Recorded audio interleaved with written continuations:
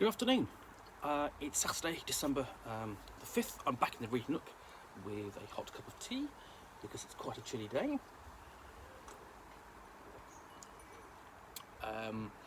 And I've got not one, two, three, I've got 4 parcels to open today. And they are in turn from Australia, Brazil, the United States and Germany. And I've been opening all in order of size, so I have done Australia and Brazil, and the next one along is this little package from the United States, and this is from the Lone Archivist in Moore Park, California, and it contains a zine, or zine, depending upon your phrasing. So zine. So it's going to be easier to just pull the tag rather than needing to get the knife out. So one firm pull, and what we have here is, okay, just check there's nothing else in there, because sometimes there is. Nope, there isn't, but sturdy packaging all the same.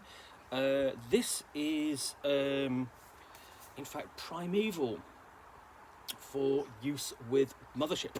Oh, okay. Let's see, business card there, gone. Now, Mothership is a stripped-down, percentile-driven role-playing game of blue-collar science fiction horror, inspired obviously by things like Alien and Aliens, and then Outland, and so on. But it doesn't obviously do. It doesn't do Aliens because obviously there's a role-playing game for that, and couldn't do it anyway. So this is a module for Mothership, which is published by Tuesday Night Games.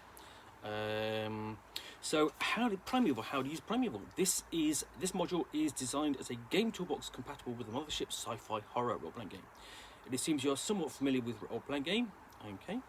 The goal of the module is to provide a short adventure that can be played on its own or inserted into a large campaign. It was designed and hopefully presented in a user-friendly manner, focused on information delivery system. Okay, so there's this thing in sort of like Mothership and basically where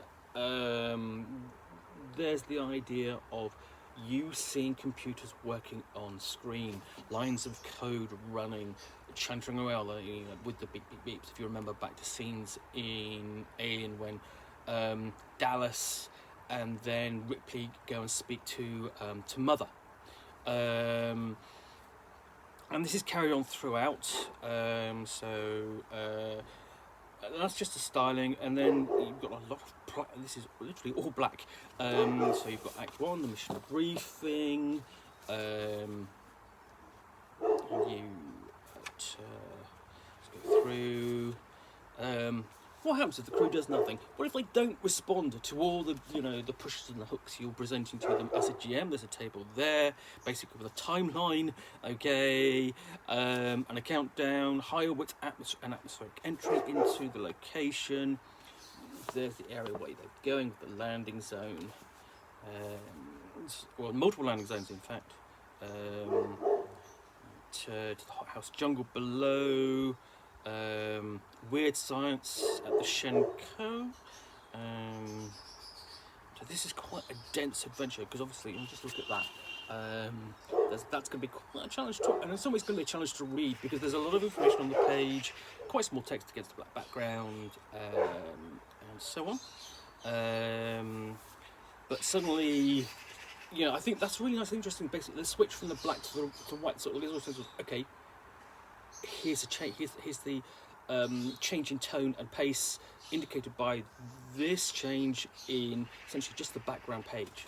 Almost a sense of hope there for the players, and you've got lists of basically personalities.